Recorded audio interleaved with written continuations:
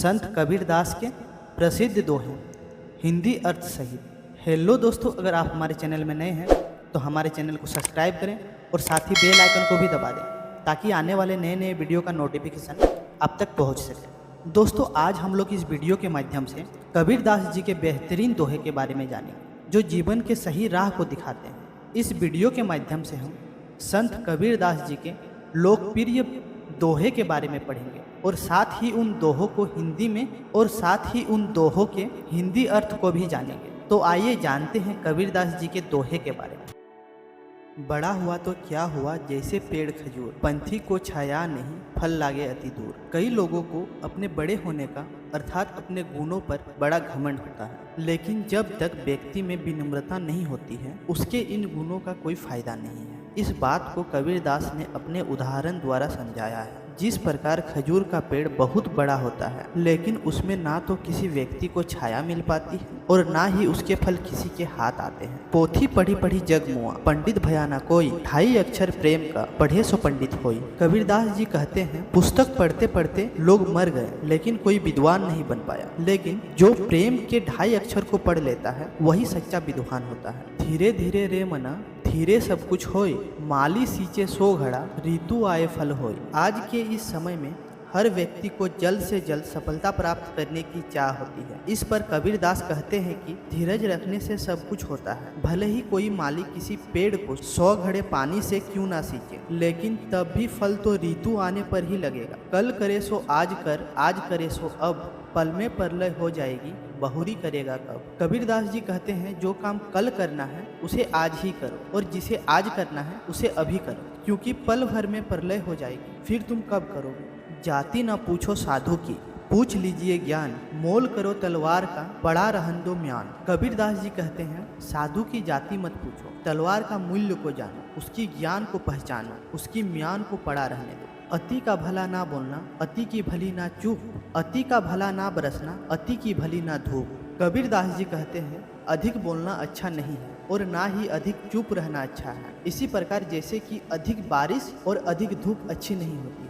साईं इतना दीजिए जामे कुटुंब समाय, मैं भी भूखा ना रहूं साधु भूखा ना जाए। कबीरदास जी कहते हैं भगवान मुझे इतना दीजिए कि मेरा परिवार ठीक से रह सके, न मैं भूखा रह सकूं और ना मेरे घर से कोई भूखा वापस जाए। जहाँ दया तहाँ धर्म, जहाँ लोभ वहाँ पाप, जहाँ क्रोध तहाँ काल, जहाँ क्षमा वहाँ आप। कबीरदास जी कहते हैं कि जहाँ दया है वहीं धर्म है, जहाँ लोभ है वहाँ पाप है, और जहाँ क्रोध है वहाँ सर्वनाश है, और जहाँ क्षमा है वहाँ ईश्वर का वास है। कबीर कुआं एक है, पानी भरे अनेक, बर्तन में ही भेद है, पानी सब में एक। कबीरदास जी कहते हैं असंख्य प्रकार के लोग तथा जातियां हो सकते हैं जो कुएं में पानी भरने आते हैं, लेकिन कुआं किसी में फर्क नहीं करता, पानी सभी बर्तनों में एक जैसे भरता है। गुरु गोविंद दो खड़े काके लागू पाए, बलिहारी गुरु आपने गोविंद दियो बताई। कबीरदास जी कहते हैं कि गुरु और भगवान दोनों एक साथ खड़े हैं, पहले किसके चरण स्पर्श करें। कबीर कहते हैं पहले गुरु को प्रणाम करूंगा क्योंकि उन्होंने ही गोविंद तक पहुंचने का मार्ग बताया है। माला फेरत जग भया, फिरा न मन का फेर, कर का मन का डार दे,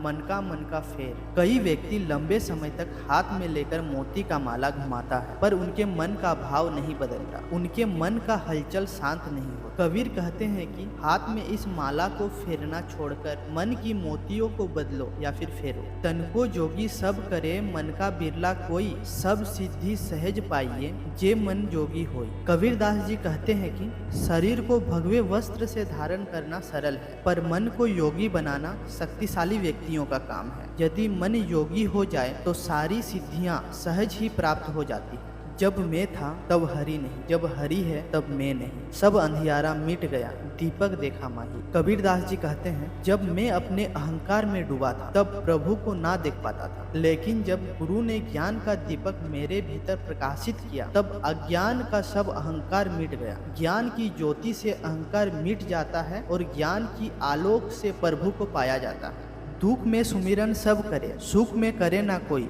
जो सुख में सुमिरन करे तो दुख काहे होई। हर व्यक्ति केवल सुख के समय में या किसी मुसीबत में फंसने के बाद ही ईश्वर को याद करता है और सुख के समय में उन्हें भूल जाता है। इस पर कबीरदास जी कहते हैं कि जो सुख में भी ईश्वर को याद करेगा तो उसे दुख ही क्यों होगा।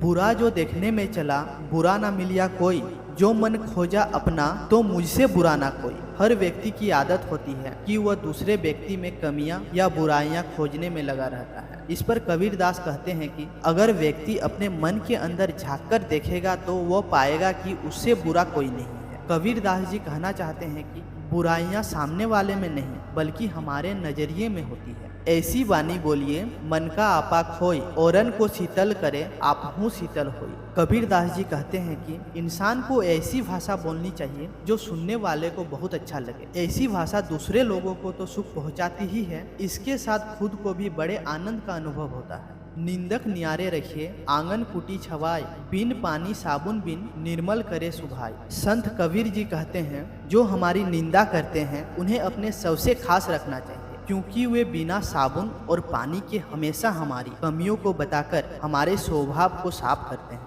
माटी कहे कुम्हार से तू क्या रोंधे मोहे, एक दिन ऐसा आएगा मैं रोंधूंगी तोहे। कबीरदास जी कहते हैं जब कुम्हार बर्तन बनाने के लिए मिट्टी को रोंध रहा होता है तो मिट्टी कुम्हार से कहती है तू मुझे रोंध रहा है, एक दिन ऐसा आएगा जब तू इसी मिट्टी में विलय हो जाएगा और मैं तुझे रोंधूंगी। जीन खोज तीन पाइये गहरे पानी की पेट, मैं बपूरा बुंडन डरा रहा किनारे बेट। कबीरदास जी कहते हैं कि जीवन में जो लोग हमेशा प्रयत्नशील होते हैं उन्हें सफलता अवश्य मिलती है। जैसे कोई गोताखोर गहरे पानी में जाता है तो कुछ न कुछ पा ही जाता है, लेकिन कुछ लोग गहरे पानी में डूबने के डर से किनारे में ही बैठे रहते हैं, अर्थात असफल होने की डर से मेहनत ही नहीं करते हैं। तिनका कहूँ ना निंदिए जो पावन तर होई, कभू उड़ी अखिया पड़े तो पीर घनेरी होई। कबीरदास जी कहते हैं कि छोटी से छोटी चीज की भी कभी निंदा नहीं करनी चाहिए, क्योंकि वक्त आने पर छोटी चीजें भी बड़े काम की हो सकती है। ठीक वैसे ही एक तिनका पैरों तले कुचल दिया जाता है, लेकिन आंधी चलने पर अगर वही तिनका आंखों में पड़ जाए तो बहुत तकलीफ देता है। धन्यवाद दोस्तों। इसी तरह का नए नए टॉपिक वाइज वीडियो देखने के लिए हमारे चैनल को सब्सक्राइब जरूर करें और साथ ही बेल आइकन को भी दबा दें ताकि आने वाले नए नए वीडियो का नोटिफिकेशन आप तक पहुंच सके।